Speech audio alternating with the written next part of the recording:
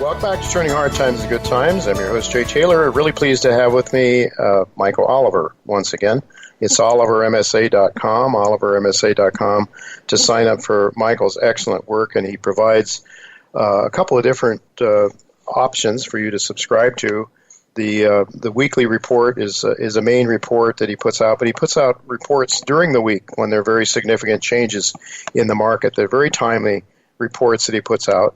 And then there's a gold and silver report as well, which is excellent. They're all great, and all have been very, very helpful to me over the last number of years. So thank you again, Michael, for coming on with us today. It's really always good to have you here. I want to ask you, in your headline last week on the weekly, it's the Weekend 360 report, you said U.S. stocks, the situation ripens. What do you mean by ripens? Well, technically, we think they're in the process of topping. One of the key factors in defining a top is when your leadership fails. And not necessarily so obvious on price charts, but on a relative performance basis. If you go back and look at major tops in the stock market, let's say the 2000 .com top, the NASDAQ 100, which reflected that leadership back then, began to drop in price, not drastically, but while the S&P didn't so much.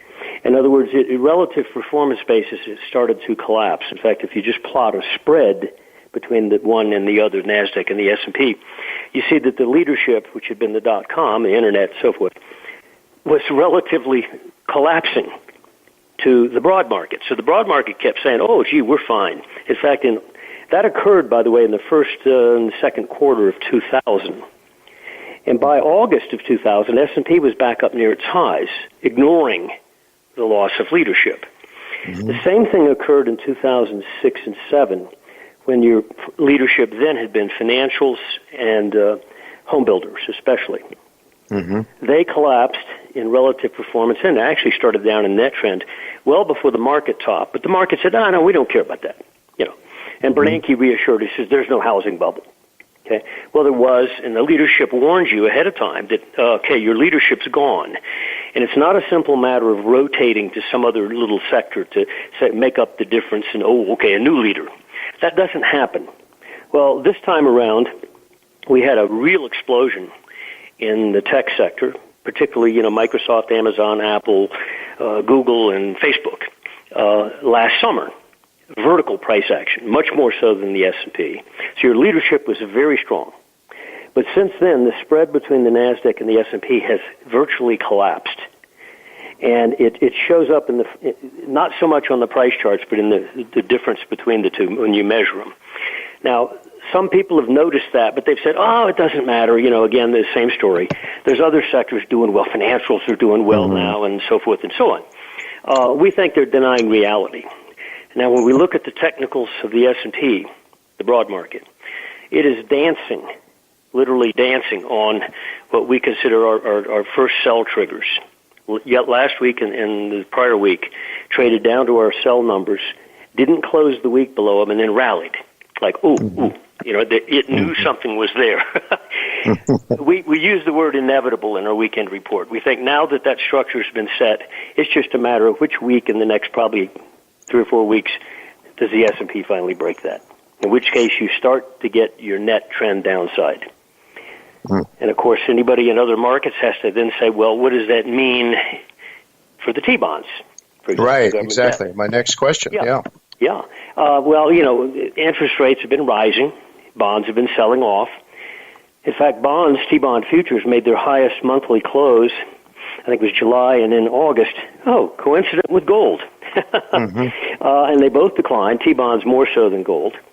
But T-bonds are now set technically for a very sharp rally, meaning a drop in rates. Now, why would you have a drop in rates if you have commodity price inflation, which is pretty much accepted now, finally, that we do have that? Because there's an asset manager flow of capital of those managers who doubt the sustainability and viability of the stock market at this point. And when they have that doubt, where do they move their money? Well, they tend to move it into government bonds, especially long end, and they tend to move it into gold. And I think what we're seeing now is the T-bonds are starting to catch up to gold's upturn. And those two markets turning up is an indication that the stock market's probably about to turn down. Now, I don't think there's going to be a stock market crash. I think we had that in March last year. I think if you start a bear market now in stocks, it's going to be more of a layered type event. Like most stock market tops, in fact, aren't crashes. The 2000 top wasn't. It went down in layers. The 2007, 2008 bear market only got crash effect at the tail end of the market. So I think if we top now in stocks, it's not some drastic overnight, they pulled the rug out from under it. It's more of a confusing downturn. Which, in other words, every time you drop and it goes back up a bit, the longs say, it was a bargain. So it fools them all along the way. Meanwhile, watch gold and T-bonds. But T-bonds right now, I think, are very important. They're starting to break out. And if they break out on our momentum technicals, I think it's reaffirming gold at the present time. Because T-bonds are in sync with gold at the present time. I think that linkage between T-bond price direction and gold price direction will change. But I don't think it's going to change now. I think for the next couple quarters, it's probably still going to be in sync. At some point, we're going to have the event where T-bonds go down, meaning rates really go up because of the inflation, and gold continues upside, whereas T-bonds go down. But we're not there yet. But anyway, the real big event right now is something very few people are looking at. The dollar. Yep, and the euro. The euro is more than 57% of the dollar index's weighting. So watch the euro. Our very long-term momentum work turned positive on the euro and negative on the dollar back in early 2017. And at that point forward, basically, the price level at which momentum said, okay, euro is now going to go up, dollar down, basically they never really got much back below those levels in the euro or back above them in the dollar. But they didn't collapse either. Dollar didn't collapse. It just went down about 10%, 2018, rallied back up to about where our sell level was last year, and then collapsed again back to the bottom end of its multi-year range. And if you look at a price chart now, I think the key is price. Momentum already says dollar's no good, euro's going to be better. Okay, but price charts are very clear. If you look at scroll up a monthly price chart of the euro futures, if you want, and the dollar index, go back to at least 2010 or something like that. You'll see there's a line on both charts that defines for the euro what had been a floor, now a ceiling. And if you're approaching the ceiling again, if you break through about 123 on the euro, right now it's been the 122s, I think it's going to start to launch because the price guys are going to get excited. Reverse that for the dollar. The dollar has a pivotal level at about 89, dollar index. We're now 89.60. Okay? You touch 89 again, and I don't think they're going to be able to, I think it's going to start to whoosh. In other words, these two quiet markets, the major foreign exchange markets, which have not been volatile on a percentage basis for at least 5 or 6 years, are suddenly going to get noisy. And I think that's going to have wave effects on a lot of assets and be a second, a seconding of the gold upside, the weak dollar. We'll be saying, yep, okay, you knew all along I was going down. You didn't wait for me. Okay, I think we're at that point. Well, if the dollar gets weak, then that, as you say, it might ding gold higher, silver, I would think commodities in general, right? We might see another, as well. And then you're going to have, again, more inflationary concerns, which is going to put pressure on the Fed to continue to print more money to try to hold interest rates down. Michael, do you see, you and I are old enough to remember, I think you're old enough to remember the 1970s. I'm a few years older than you, but we remember the Fed got behind the curve. They continued to, rates, inflation kept going up. The Fed would allow rates were going up, whether the Fed allowed them or not. Rates were rising. They left them rise. They tried to tamper. They tried to keep them from going nuts, but they were always behind. The rates weren't rising as fast as inflation until Volcker came in finally and slammed the brakes on, put the brakes on. And I don't think they can do that again at this point in time, any time like they could then. But do you see sort of a stagflation situation like that? Because we had this high levels of unemployment. The Fed was behind the curve in the sense of getting inflation under control. You think it's possible it might get away from these guys?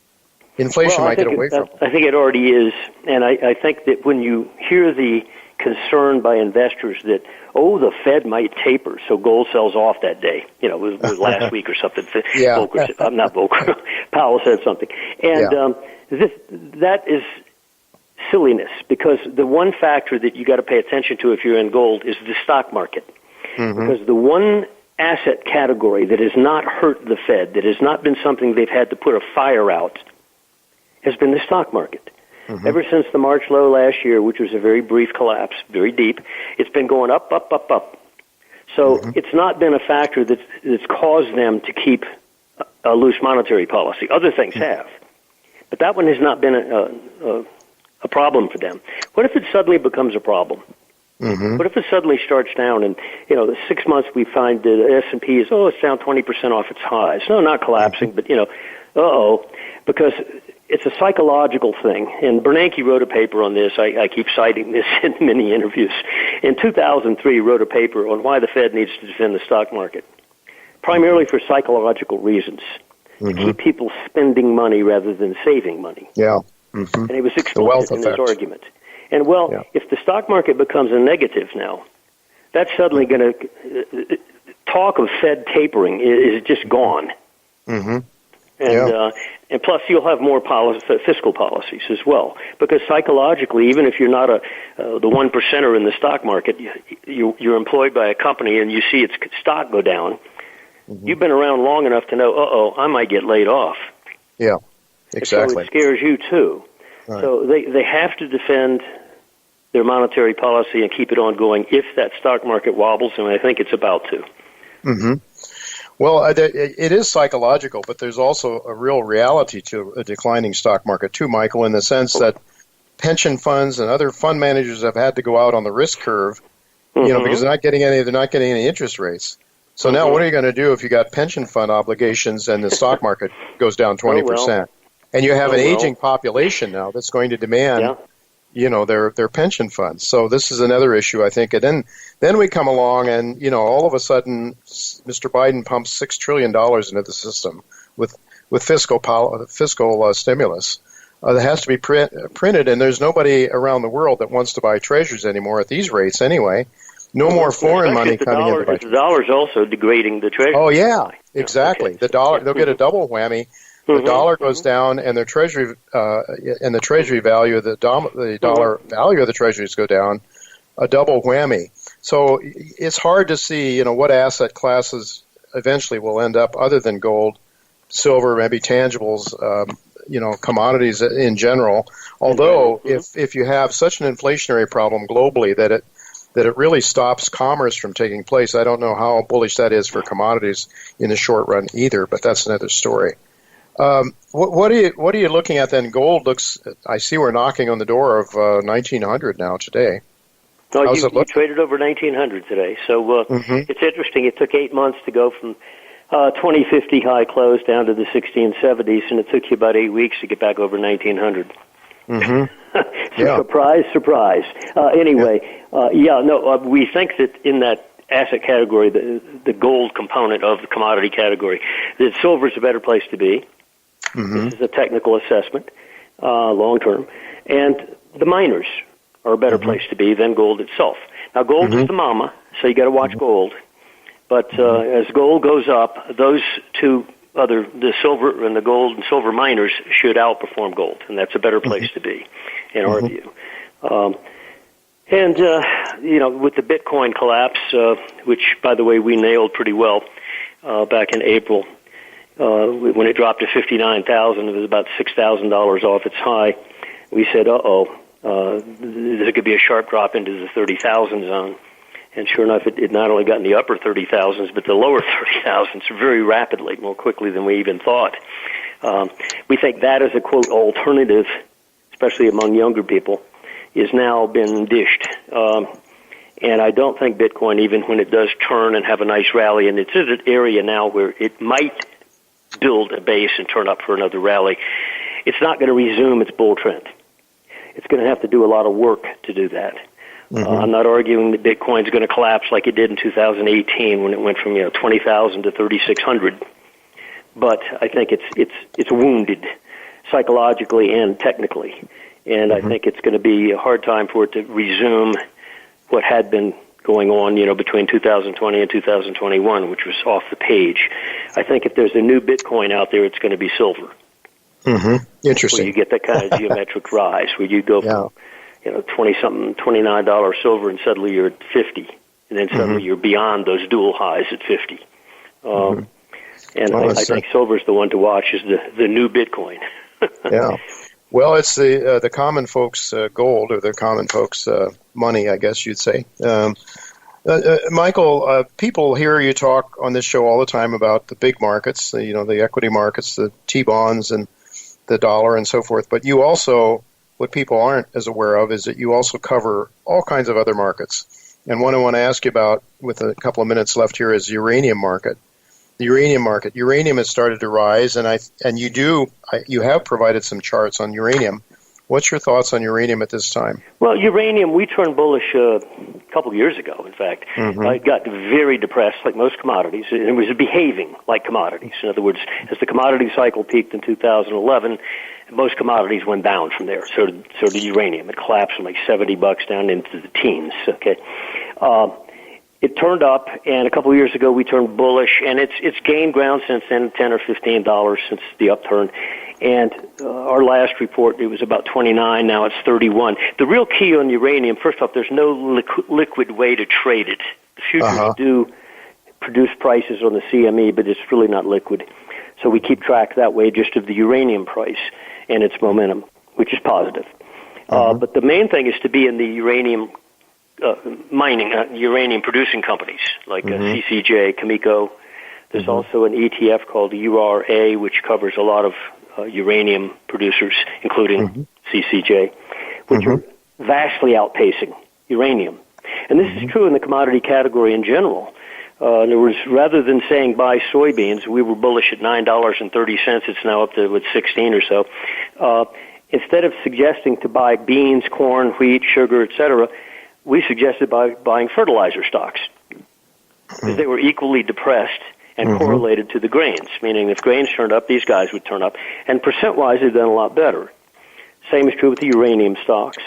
So the better place to be is not the commodity itself necessarily, but stocks that have been depressed along with the commodities and are turning up, because they tend to go up a lot more on a percent basis.